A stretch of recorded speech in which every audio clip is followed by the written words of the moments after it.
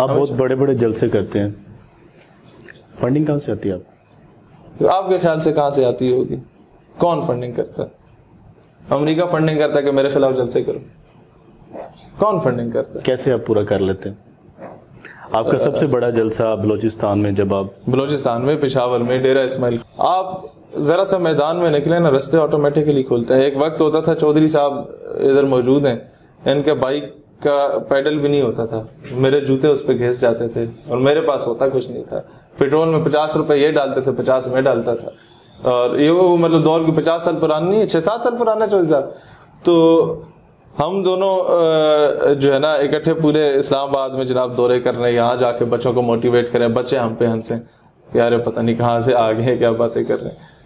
30 روپے کی wings bakery پہ فہیم صاحب جب منڈی بہاؤدین سے تشریف لاتے تھے, ان کو چائے پلانے کے پیسے نہیں ہوتے تھے. آؤ گے تو کیا لاؤ گے, ہم آئیں گے تو کیا دو گے. ابھی بھی چودھری صاحب ان کے ساتھ یہی کرتے ہیں. دامے نے کو پہ لے گئے تھے تو انہی کے میرے خیال پیٹرول پہ کھا رہے تھے. مسئلہ یہ ہے میں آپ کو ایک بات بتاتا ہوں, وہ دور بھی دیکھا تھا کہ ہم ونگز بیکری پہ بیٹھتے تھے, 30 روپے کی چائے ہم مہمان کو نہیں پلا سکتے تھے.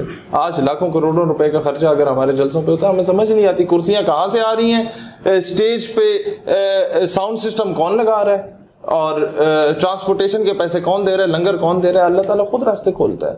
آپ میدان عمل میں نکلیں. میں پیٹتا رہ گیا ہوں. اقبال نے صحیح کہا تھا کہ فضائے بدر پیدا کرنا تمہارا کام ہے, تمہاری مدد و نصرت کے لیے فرشتے بھیجنا اللہ تعالیٰ کا کام ہے. وہ پیدا کرنے کے قابل تو کوئی تھوڑا سا محنتی بنو, اللہ تعالیٰ آٹومیٹکلی ایسے راستے کھولتا, سمجھ نہیں آتی.